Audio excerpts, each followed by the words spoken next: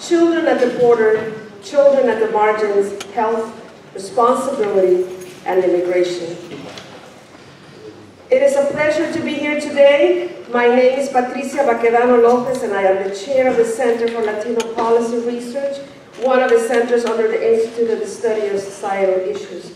I'm also faculty at the Graduate School of Education. I work with elementary school children, in particular indigenous immigrant students from Yucatan in the mission.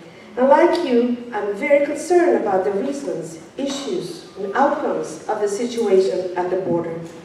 I have the privilege of moderating this panel today with Anthony Wright, who is here tonight, sitting in front of me.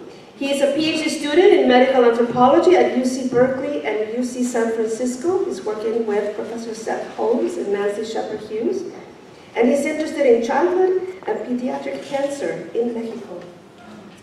We want to thank the sponsors of this panel, the Berkeley Center for Social Medicine and the Haas Institute for a Fair and Inclusive Society. The panel is co-sponsored by the Center for Latino Policy Research, the Institute for the Study of Societal Issues, and the School of Public Health. We want to acknowledge and welcome our special guests, Robert and Mary Catherine Bergeron, who have been staunch advocates for the documented students at Cal, and Michael Omi, Associate Director of the Haas Institute for a Fair and Inclusive Society. Welcome, everyone.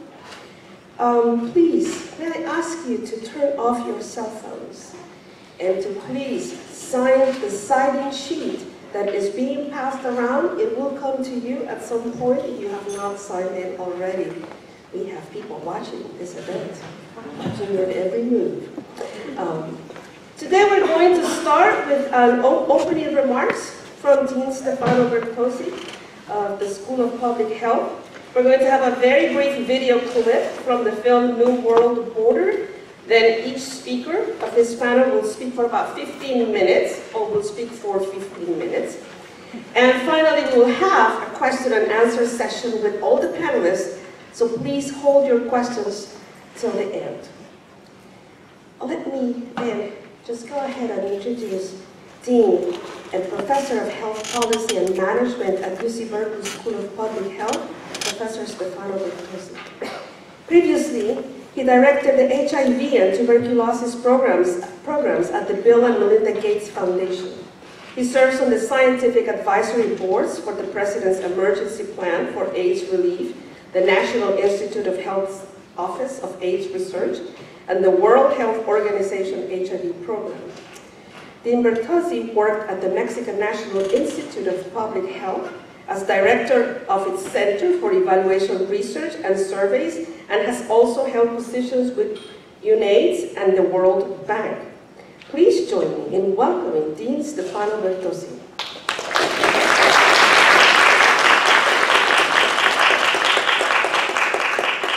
Patricia, I think the introduction was longer than you're expecting me to speak. I'm very grateful for this opportunity because, as Patricia mentioned, I spent 11 years living in Mexico, and I have to say I spent 11 years living in Mexico during some other times when it was sometimes difficult to be proud of my U.S. passport. And I have to say that the reaction in this country to a surge in undocumented children crossing the border has been another difficult period where you leave this country. It's hard enough being here, but when you leave this country and you see how things like that are portrayed internationally, it's really difficult to help to explain to people how it is that we could behave that way.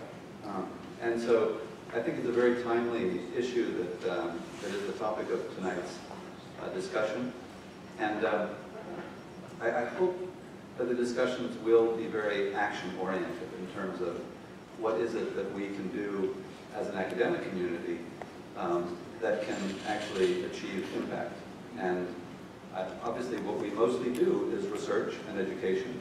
And in this particular case, with this topic, I think it's especially interesting for us to think about how can our research and the education that we do help to achieve transformational change, so that the next time we have a wave of undocumented children or anything similar, that we respond in a far more constructive way than we have this time. I think it's especially, you know, if you're a public health person, and public health people in general are very concerned about the health of the population. So when public health is used in a pernicious way, it's especially disturbing. Probably, the most egregious example in recent years was the use of a vaccination campaign to take down Osama bin Laden, and the number of polio vaccinators and others who have been killed as a result of that act of using a public health subterfuge. It was a remarkably stupid thing to do. But there's an echo of that in this current crisis, because we've seen people explain xenophobic behavior under the guise of protecting the public health of the United States, because arguments have been advanced that by letting undocumented children do X, Y, or Z, not just cross the border, but have any interaction with the school environment or whatever, would put us at risk from a public health perspective. And what's fascinating to me is that there are a number of communities in this country with vaccination rates, for example, far lower than the average vaccination rates in the countries of origin that these children have come from. And obviously, plenty of public health problems at home. Also, we've had lots of serious public health problems in this country.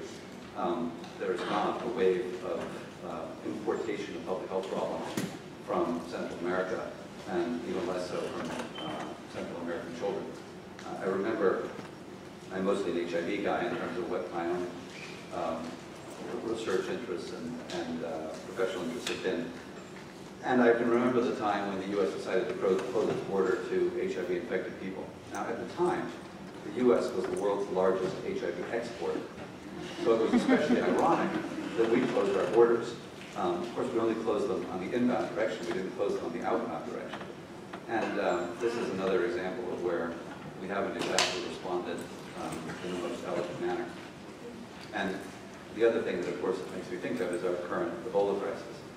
And the fact that we have similarly responded in ways. I gave a talk on Saturday in Mexico, in Puebla, and I showed a map of Africa.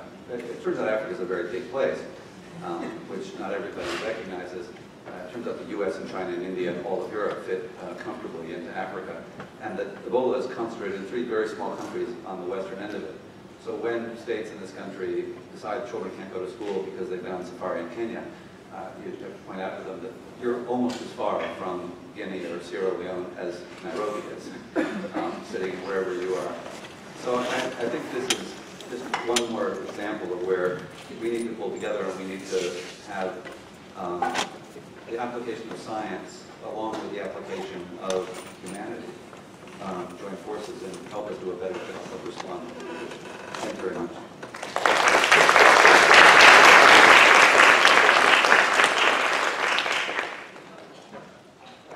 Thank you, Bertozzi, for your words and setting up the format, the tenor of this, the tone of this event.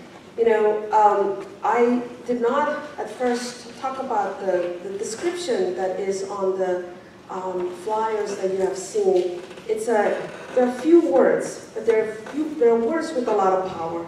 And I'll read just a couple of lines from that description of the panel. And it reads, while unaccompanied migrant children have been at the center of a media firestorm, journalists and politicians generally ignore the context, experiences, and health of these children.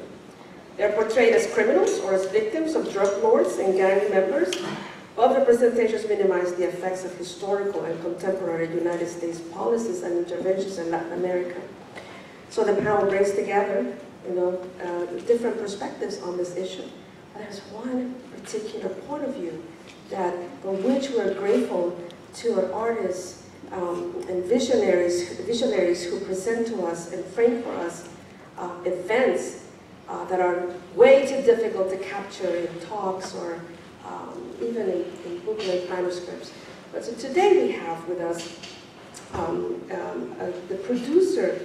Casey Peak is the producer of The New World Order, which is a 2001 documentary on the rise of human rights abuses along the US-Mexico border, which precisely contextualizes the issues that we're addressing today. And so our next few minutes we'll be watching this film.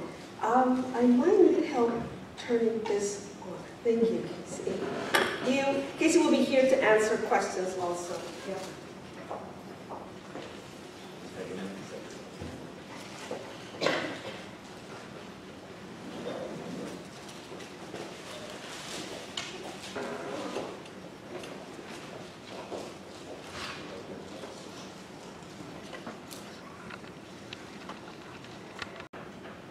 Talk about this issue. What was interesting is I know when I was invited, there was a misprint actually when I sent in the information about the film. It said New World Order 2011, and as just pointed out, this is actually, we put it out in 2001, but just before, of course, 9/11. And one thing I think the film shows, the section I'm going to show, is that some things have changed. But you can see the war on drugs, while still going on, is kind of, a lot of the main focus is shifted to a war on terror. But besides that, when you see the voices of the migrants, when you kind of hear from those that are against, you know, it starts out with kind of a rally at the border. Good fences make good neighbors. But you can see how some things really haven't changed since pre-9/11 in terms of, I feel the one thing that has changed, unfortunately, also is the level of misinformation and the speed with which that misinformation gets disseminated, especially now through like social media. But anyway, as mentioned, I'll be around during the Q&A section, and so let me, hopefully the documentary can speak much better for me. In an incredibly unstable position right now. And I think people have, through the Ayotzinapa case, now have laid out before them all the evidence they need. If they intuited it before, now they have absolute incontrovertible evidence that the state is a narco state, that corruption spreads the ideological spectrum of all political parties, that the narco is the Politico, is the police, is the army, is the DEA, is the neoliberal policies of the United States, is the drug war, right? All that comes together in the Ayotzinapa case with the disappearance of 43 students. And last Friday was kind of a tipping point, it felt, in the country.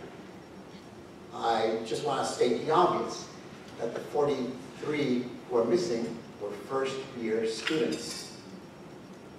Young, innocent, optimistic.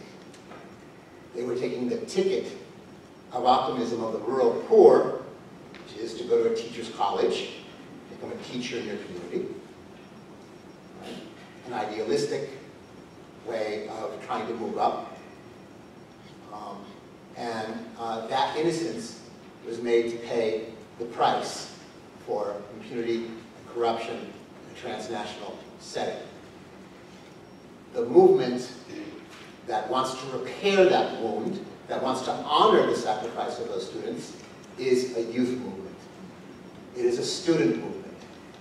It is college students across Mexico, and indeed across the world, who are looking towards the future with hope. Thank you.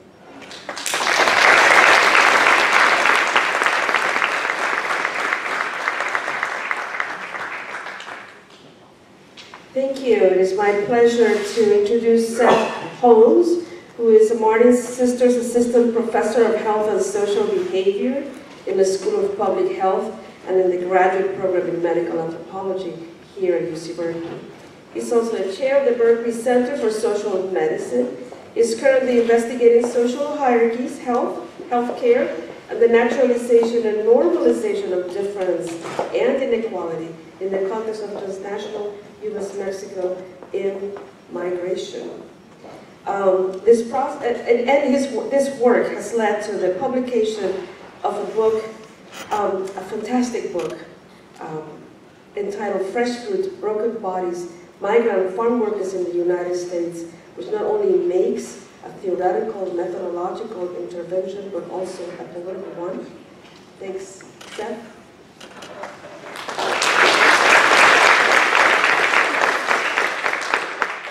So first of all, thank you all for coming.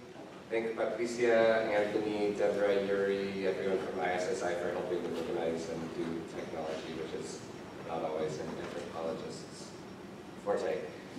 As an anthropologist, I'm trained to read a paper to you. As a physician, I'm trained to use PowerPoint. As an audience member, I've always found the reading of a paper sort of boring, and as an audience member, I've always found the use of PowerPoint sort of boring, so I've decided today that I'll do both.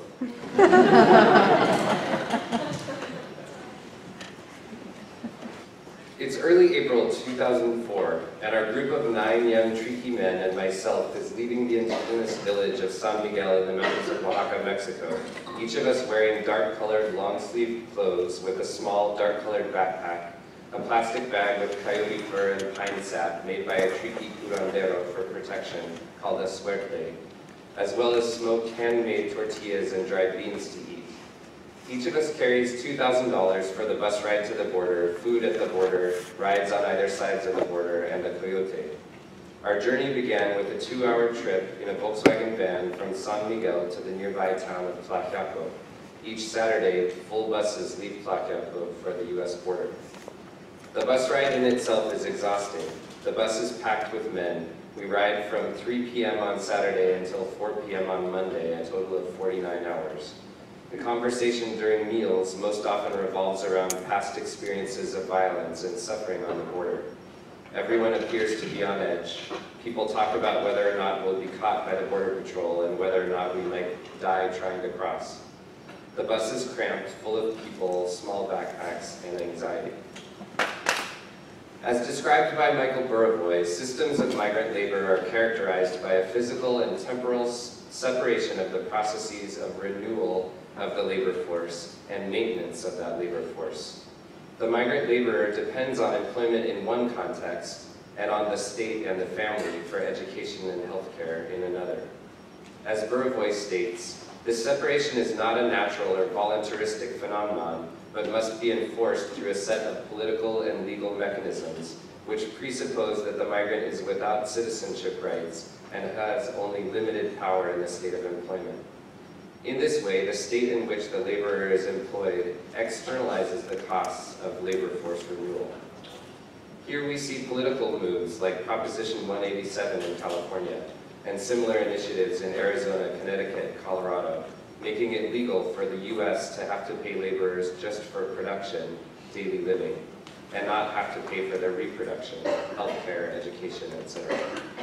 Of course, we also have to consider the U.S.-initiated North American Free Trade Agreement, banning the relatively poor Mexican government from imposing tariffs on foreign corn, but allowing the relatively wealthy American government to increase corn subsidies each year. Staying in rural Oaxaca today means watching genetically engineered, corporately grown corn from the U.S. Midwest underselling local family-grown corn in the same village. The Triqui people are dependent on both capitalist and subsistence economies. The extraction of produce from a subsistence economy for renewal benefits the U.S. employer of the migrant, and the provision of education and health services for the young and the old by Mexico benefits the state in which the Triqui of laboring age is employed. This slide is taken from the American Border Patrol website, which is a group of vigilante group in Arizona. Altar, the desert town where we stop in northern Mexico, has several hundred residents and probably 2,000 others preparing to cross the border. This town scares me. It's impossible to know which person dressed in black clothing is an assailant wanting money from easy targets and which is a person planning to cross the border. One of my Triqui friends, Macario, remarks, "People know how to take your money without you even noticing." I push an empty soda bottle in my pocket above my money and I feel a bit more safe. There are people, mostly men, from all over Mexico and Latin America, some Chilangos, city folk, and some campesinos, subsistence farmers.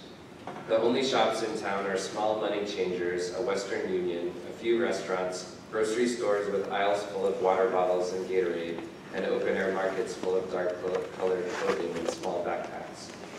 The Catholic Church at the center of the town has hand-drawn posters all over the inside walls facing the pews portraying the dangers in crossing the border: rattlesnakes, scorpions, desert insects, cacti, dehydration, heat, and assailants.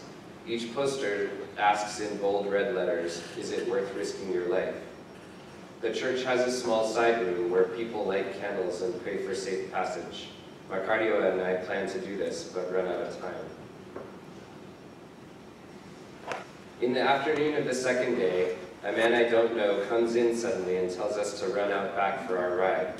The mestizo man who said I might be a spy earlier that day looks at the driver of the tan van behind the apartment and says, pointing at me, "See what I mean?" The driver is a tall, light-skinned Mexican man with a cowboy hat, clean jeans, and a button-down shirt. The 10 of us piled into the furthest back seat of a 12-passenger van already holding 13 people, for a total of 23 adult passengers. One of the tricky men finds an old teen tabloid magazine behind the seat, reads it aloud, and laughs. We drive fast for several hours without air conditioning or vents along dirt roads through the desert sun. We pass at least 2 buses, 10 other vans, and a handful of cars and pickups headed back toward town. All of a sudden, the driver turns quickly off the road into the cacti and drives even more quickly through soft sand. He drops us off hurriedly in the middle of the desert and speeds away. We walk to a few tall cacti for their partial shade. Our coyote sneaks ahead for several minutes, then comes back and tells us there's a lot of border patrol activity and we'll have to wait. We sit in a circle and a few people pull out their food and we all share. 2 people in our group have diarrhea. One sprained his ankle the week before on a hill in the village and asks for ibuprofen. Each time we hear the sound of a car, we know it could be assailants or other migrants. We sit on edge. Marcario pulls garlic cloves out of his bag and rubs one on his boots. He tells me to do the same to keep away the rattlesnakes. After an hour of nerve-wracking waiting, we put on our backpacks and follow the coyote in a single file line further into the desert toward the north. We can see another line of a dozen Mexican border-crossing hopefuls walking in the distance as the sun begins to set.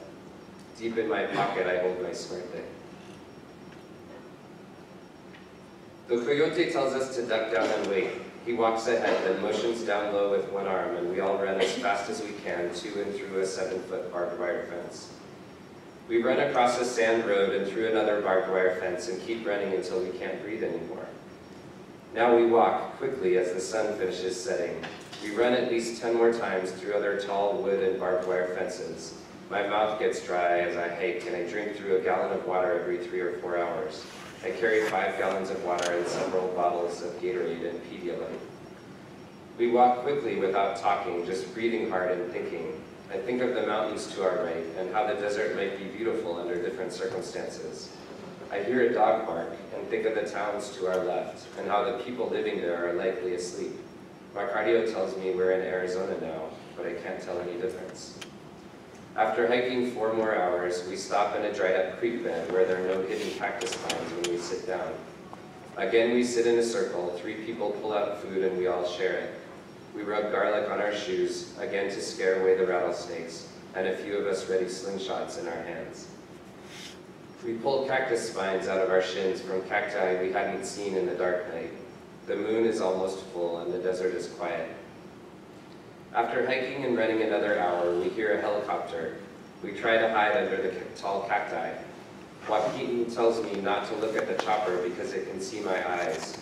I remember that tricky hunters in the mountains of Oaxaca use flashlights at dusk to find the eyes of the rabbits in order to shoot them. I feel like a rabbit, vulnerable and hunted. Marcario hides under cacti that has a rattlesnake rattling at him, but he doesn't move for fear of being seen. The helicopter flies off. After hiking through blisters for several more hours and sharing all my ibuprofen, we stop for a rest. We fall asleep in the creek bed under torn open plastic bags. as our coyote leaves to talk with his contact on a nearby Native American reservation about our ride past the second border checkpoint to Phoenix. Shortly thereafter, our coyote runs back, speaking quickly and Triqui. Suddenly, 2 Border Patrol agents run to our creek bed, jump down inside, and point guns at us. They tell us in Spanish to put up our hands and not to move. One says to me in English, "This doesn't look good for you with a bunch of illegals." That year in the Tucson sector of the border alone, over 500 migrants died. Most died of heat stroke and dehydration, and some died of violent deaths. There are Mexican and American assailants and kidnappers after your money, heat, sun, snakes, and cacti after your body, armed American vigilantes after your freedom, and Border Patrol agents after your record. Our trip was saturated with anxiety and fear, and it was under rather ideal circumstances, trekking with all healthy, fast hikers with a coyote whom we knew, which is not true for a lot of people from Central America going through Mexico. Many groups with older or younger migrants from San Miguel hike 3 to 5 days through the desert. Others from Central America have to trek with coyotes whom they meet at the border. I'm haunted by the posters in the cathedral in Altar. Is it worth risking your life? For the thousands of migrants who cross the border repeatedly to work in the United States, the answer appears to be a resounding yes. However, taking this question at face value misses the opportunity to question its framing or its context. This question, much like the media accounts of and official US government responses to border deaths, assumes a rational actor model of migrants, weighing pros and cons and choosing to risk their lives. This framing has been used to blame migrants for their own deaths and to deflect responsibility from international policies as well as from the US Border Patrol policy known as prevention through deterrence that has intentionally pushed border crossers into the most dangerous areas. Several US government officials suggest that the migrants have chosen to take on mortal risks and are therefore responsible for their own deaths. However, my Triqui companions experienced their labor migration as anything but voluntary. 2 weeks after I trek across the border desert, when I meet Macario in Central California, he tells me there's no other option left for us. Further consideration of the reality of survival for Triqui migrants shows their economic and bodily vulnerability in San Miguel, living without work, money, food, or education. In this context, crossing the border is not a risk-producing choice, but rather a forced lack of choice, a determined process necessary to survive, in fact, making life less risky. It's critically important for scholars, activists, and people interested in health to reframe suffering, death, and risk, to incorporate analyses of social, political, and economic structures. In order to ameliorate suffering and death in the borderlands, we must work together to bring light to the legal, political, and economic apparatuses that produce labor migration in the first place. Policies that shore up inequalities, like the North American Free Trade Agreement, should be renegotiated. And health reform legislation must be broadened to include vulnerable populations such as immigrants. U.S. immigration and border policy must be rewritten to decrease danger and death instead of deliberately enacting the opposite. Without reorienting our frameworks of risk and our subsequent interventions toward the structural determinants of health and suffering, we'll continue to witness thousands of human beings from specific classes and ethnicities subjected to and subtly blamed for danger, trauma, and death each year in the borderlands. Thank you.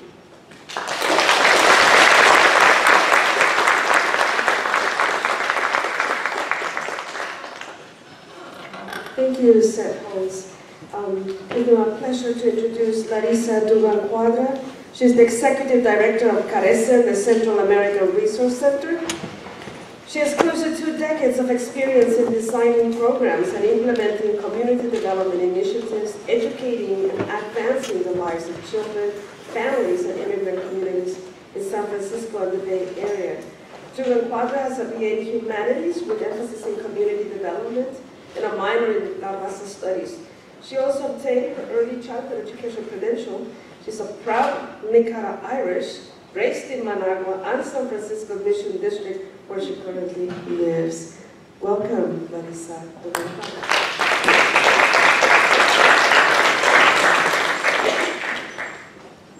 Good afternoon, everyone. Buenas tardes.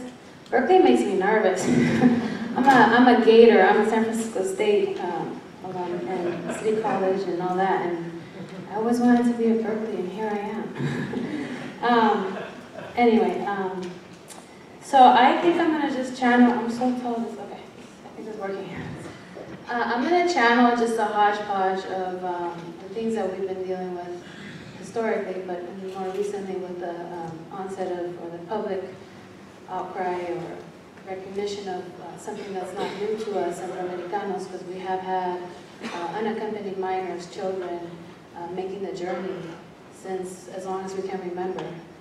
In the 80s, we saw a huge influx of young people coming alone, Nicaraguenses, many of them fleeing military service recruitment in Nicaragua. Poverty, families coming out here. What we've come to say is that we've gone from choice migration to forced migration. I think that summarizes to some degree where we are today, although that's debatable, right?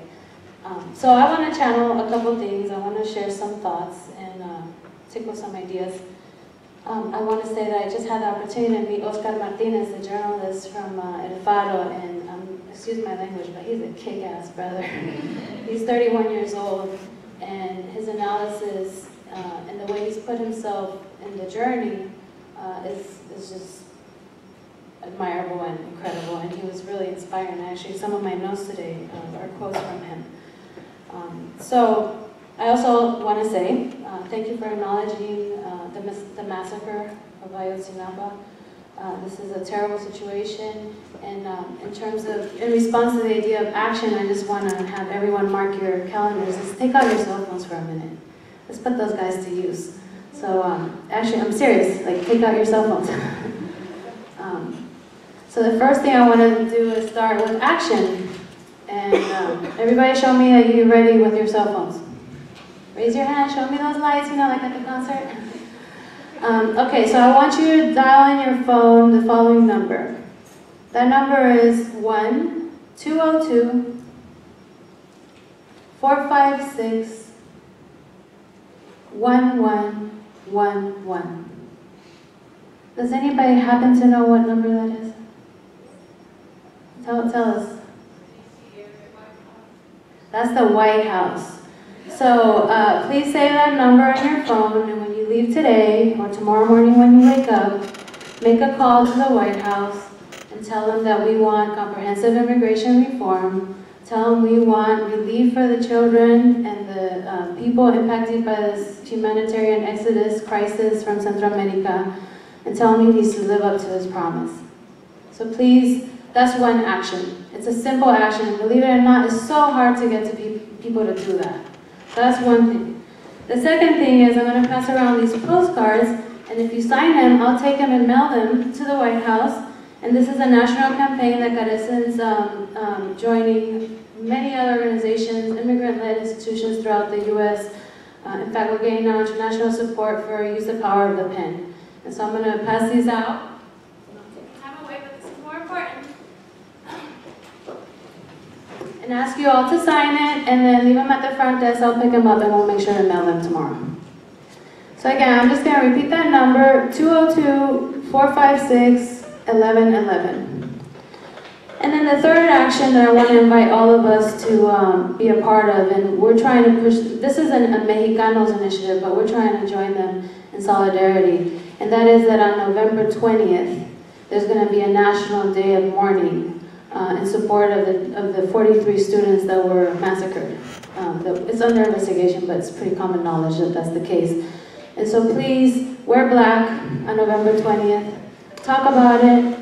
Let us not turn our backs on what is happening in our countries.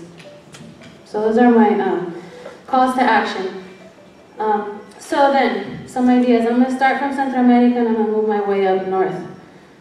One of the things that, again, unaccompanied minors is not a new story.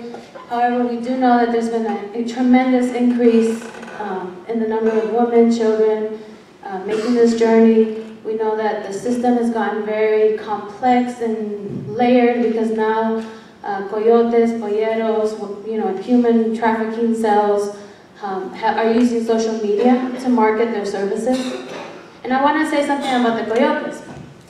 In the 80s, those of us who live in the wars in Nicaragua, those of us who survived the military dictatorships of the region, know that the coyote was a hero in our community. The coyote helped us escape. The coyotes helped us stay alive. The coyotes helped protect children.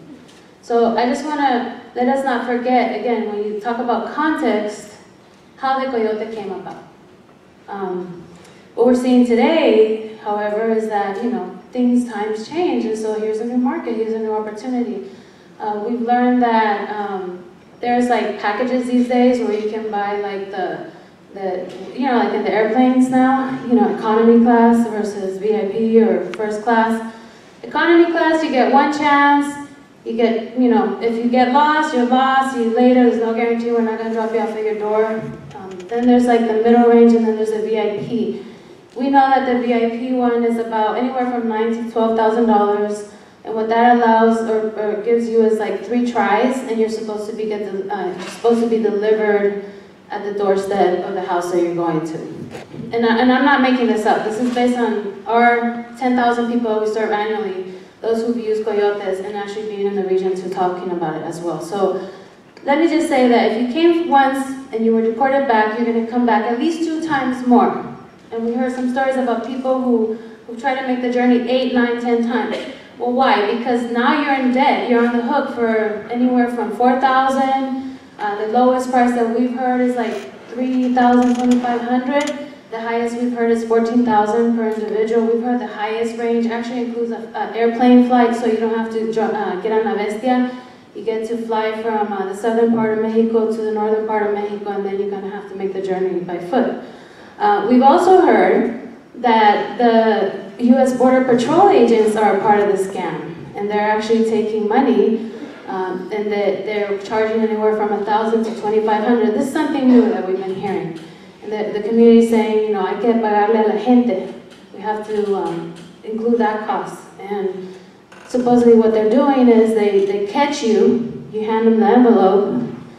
You know, it's a complex system, and I don't know all the details. You hand them the envelope, and then you kind of like, because the system's so screwed up with what's happening in the detention centers, you're kind of in, and within 7 hours you're out and being released. So they are booking them, but they're not booking them, and then they're releasing them. So this whole situation of human trafficking has just gotten more and more complex. And again, people are going to make the journey as many times as they have to, because now they're in debt, and if they don't pay that debt, it's a sure death. So just the coyotes alone, or the human trafficking, is a challenge when it comes to violence. The other thing I want to say is, you know, in this discourse, so moving my way up, we talk about the problems, we talk about the structural problems, the causes of this migration, we talk about government corruption, we talk about 20% participation on this dialogue, which is not representative of the many, in terms of policies that are happening in our countries, CAFTAs, NAFTAs, the drug, you know, Plan Colombia, they're trying to implement in the region. And our community, our people don't have a voice. This, you know, elections and all that is really made for the middle, upper class sector of our countries, and you are in Honduras, I'm sure you know all about that. And so again, these governments are absolutely not representative of our peoples. And so people do feel a sense of, ¿Quién me va a proteger a mí? Who's going to protect me?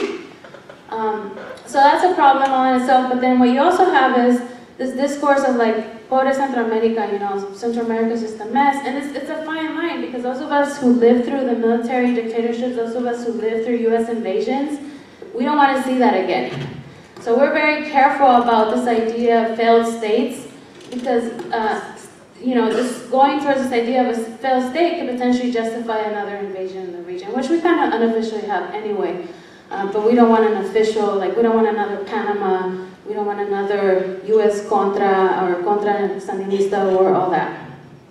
On the brighter side, something that hasn't really been talked about, there's only been a couple articles during the whole media frenzy around the children about what are some of the models that merit attention in the region. And when we talk about solutions, we've been very explicit about the idea that we do not want further militarization. We want a close look and revision of the policies in the region, foreign policies, economic foreign policies. It's our tax dollars, and we want to make sure that this country it becomes responsible for achieving the outcomes that they're promising, as well as our countries of origin and our national governments. And we have to find ways to develop mechanisms to hold our national governments accountable, as well as this country accountable for the billions of dollars that they spend in military in the region and throughout the world that never yields the social benefits and outcomes that we seek.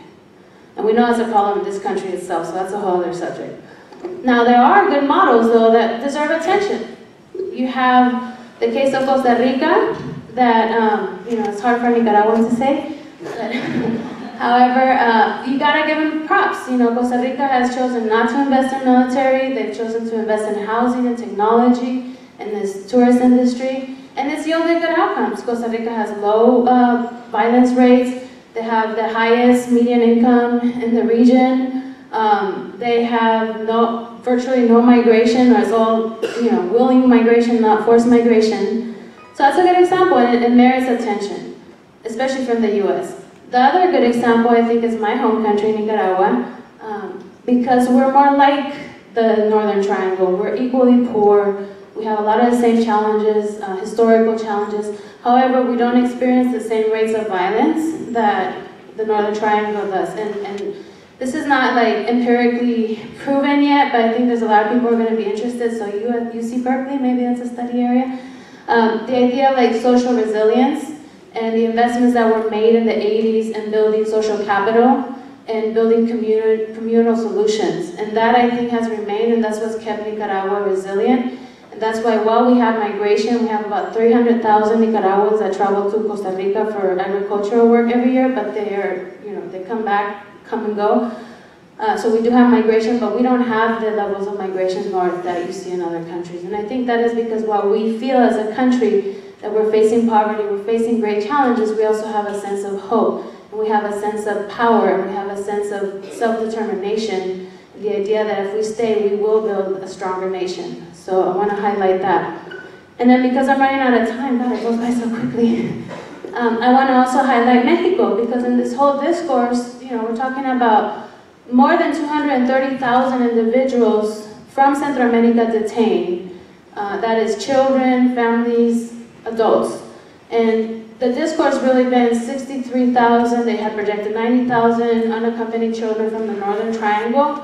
And again, the children don't even represent 1/4 of the total population. That's to say that the children are sacred. Children are sacred to us, but there's a whole ocean of people that we're not talking about. We're not talking about the family unit, we're not talking about the jóvenes that are not officially unaccompanied minors, but are still young. We're not talking about the elders.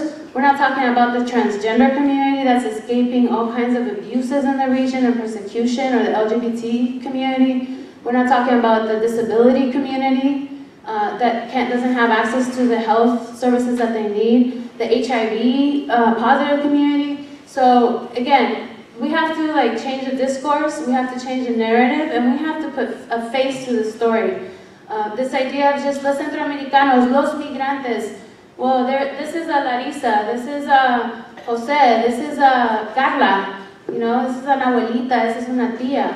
And with your presentation about the public opinion in the region, it's problematic. It's something that we're struggling with internally, because there is that discourse of how could the parents put their kids through that? Well, my answer to that is one of the oldest documents in humanity, or maybe I don't know enough about this religion-wise, but I know that the Bible has a excerpt where Moses' mom put him on a basket in the river to save him from death. So we know that one of the documents that has ended up ruling our culture, the Bible actually has sightings of parents making great sacrifices to ensure a brighter future for their children. So this idea that parents are willing to take desperate measures to protect the child is not new to humanity. And again, we have to just change the discourse, we have to expand the narrative. And then as far as health, I just want to put out a couple of things out there. The idea of trauma. What what's the expected outcome if we don't invest in these children today? There's some great literature right now around the brain development and how trauma stores in our neurons, and I don't know enough about this. But the bottom line is if we don't treat this trauma today, the outcomes that we're going to see are not going to be better in the future. We have to invest in the recovery and the health of our community. Part of the reason why we have this petri dish in Central America for violence and for almost every kind of negative manifestation of social health is because we didn't invest in the healing of our peoples post the conflicts in the region. And we have to learn from that. And we see that here in the United States, urban centers. We see it with our black and brown youth. And then there's a greater discourse around Latinos in the US and our outcomes here. And I'll leave you, because the Department of this is the health area, is that we know that the greatest indicator of a society's health is its children. We know that if children are healthy and thriving, then societies are healthy and thriving. And when you look around the world today, this isn't just about Centroamericano children. Our children globally are experiencing poor outcomes because our governments are not being responsive and responsible to its people. So I'll leave you to that. I know we'll have more to talk about. Thank you.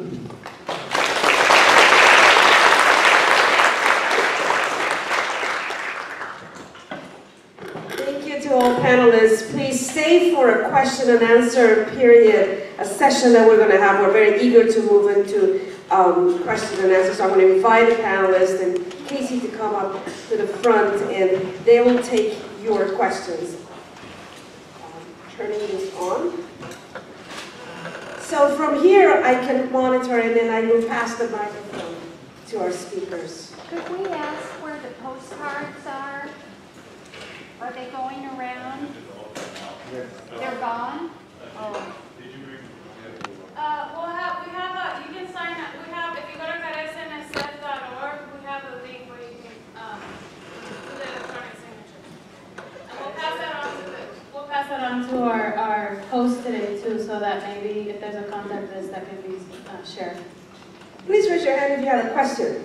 Please. Yes, of course, you at the time with perhaps some of the other panelists would like to answer that. And that is the role of U.S. foreign policy in this whole issue, particularly in Honduras, but in some of the other countries, and the role of the resistance to that policy that some of the governments, such as the Patricia in Nicaragua and the FMLN in El Salvador. Can you repeat the question so we can know what it is? The question was about foreign policy and the role of that in the region, particularly in relation to governments such as the newly elected FMLN, FSLN, etc. I want to take a stab at that.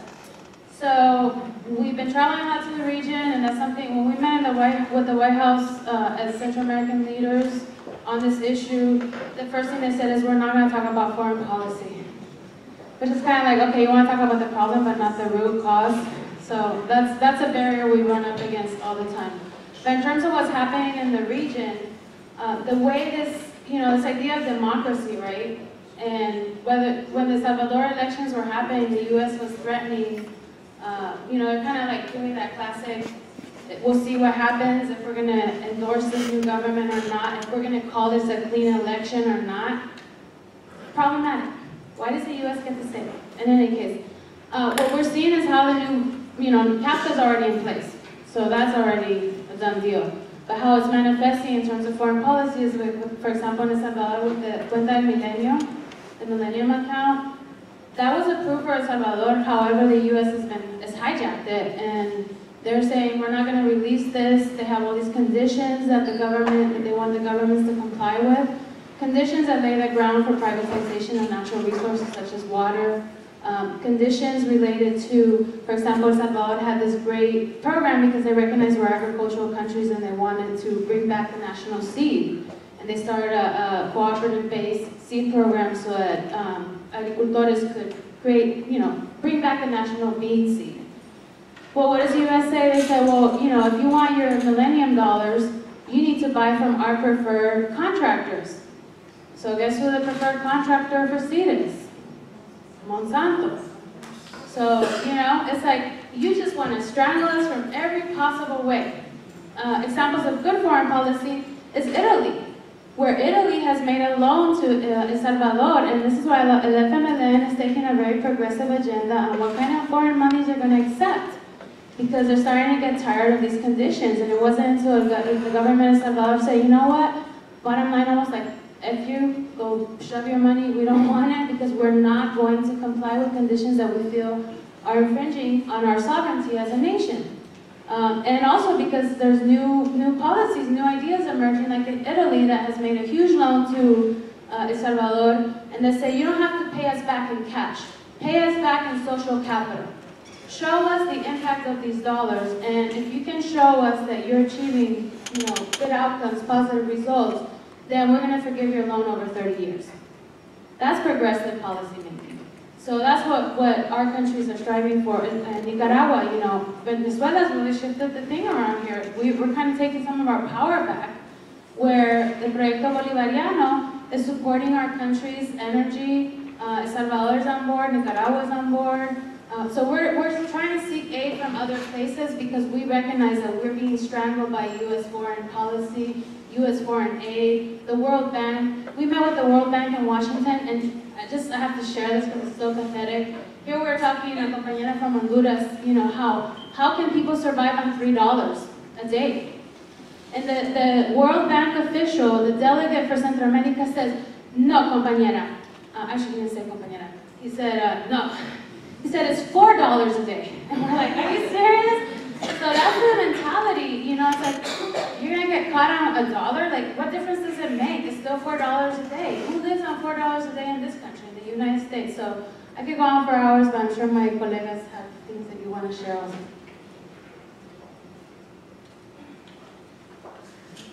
I think you said most of what really needs to be said, and I don't want to go on too long.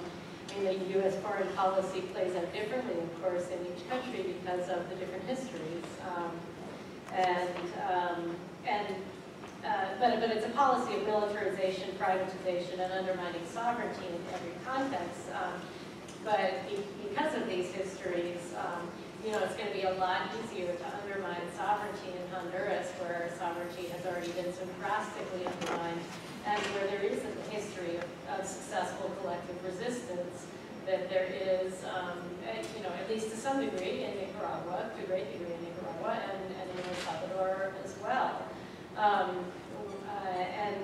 And so without that base, without that organization, and only the FNRP, the resistance movement following the coup, to have potentially challenged it, but a movement that was cut short by all of the measures that I very briefly mentioned. The U.S. very deliberate efforts to destroy the movement through promoting a solely electoral focus, through promoting through counterinsurgency work in Baquedano-López, funded by USAID, through Harris Associates and Creative Associates, the same group that was doing the Sunsuneo in Cuba, right, funded by USAID, the Office of Transition Initiatives, and of course funding privatization initiatives and funding resistance groups, right? All of these strategies help to destroy the resistance movement, and so now there are pockets of groups that have always been resisting, but there's no unified movement that could potentially resist incredibly dangerous neoliberal attacks on sovereignty, like the Model Cities Project, and it said is the Zonas Especiales de Desarrollo Económico, which which are basically these libertarian fantasies that are now becoming a very capitalist reality, in which entire regions are given over to U.S. or other foreign corporations for development, and the people who are living and working within those regions can't really can't really depend on the Honduran Constitution to protect them, which of course, they can't really depend on that anyway already, but symbolically it's important that now very openly whole swaths of the country are being turned over to corporate governance And that's something that it's going to be very difficult for Hondurans to resist, although they are attempting to resist it, because there isn't this history of organization, because there isn't a unified movement.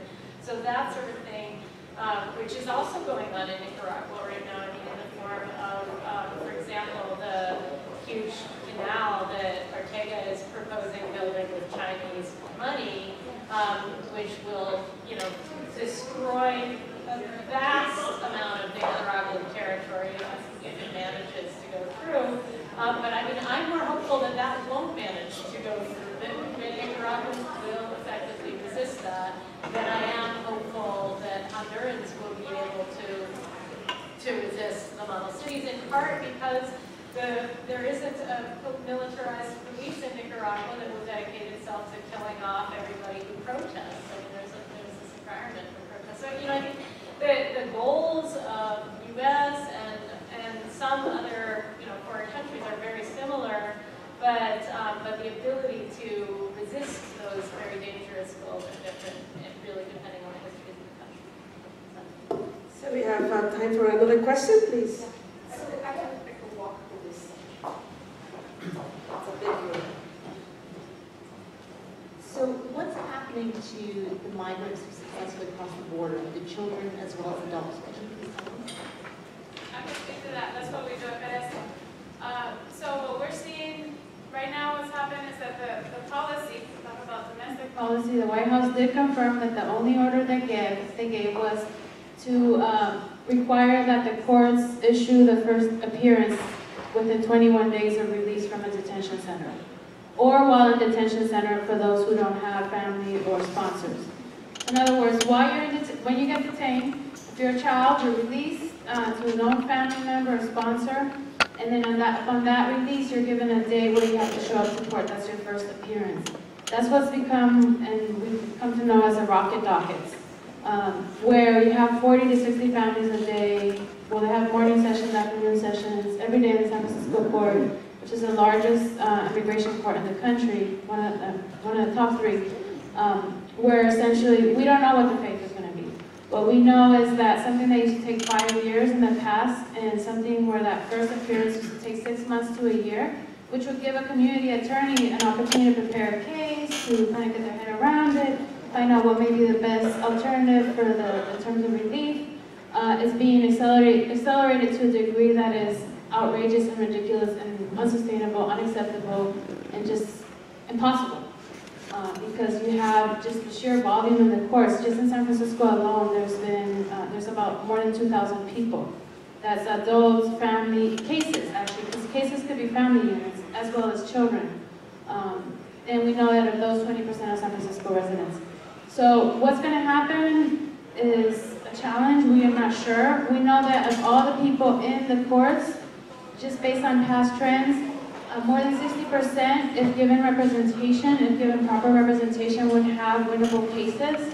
And there's a range of ways which we can do that through. We can do it through asylum, we can do it through U-Visa, we can do it through SIJS, we can do it, I mean, there's like so many avenues that we can use to change the status of a youth. And I want to highlight, because I didn't get a chance, and I'll say this quickly, that I want to remind everyone that while we're talking about what's happening to migrantes here, there's a whole untold story of the people who are returning home. When we were in Honduras, we had the chance to be at a Centro Migrante, which is run by a nun, and on that afternoon there was 200 adults deported from the U.S. arriving in Honduras, just in one day. And those flights are coming in 3 to 4 times a week, twice a day. So there's an average, if you imagine, 400 people a day, 3 or 4 times a week. The numbers are outrageous, and this is in Honduras because Honduras has taken the position that they will take people back. Whereas El Salvador, there's an exam here and they yes. 4 hours for this exam. I'm really Yeah. sorry, super important. So, thank you. And we are exiting, and we want to invite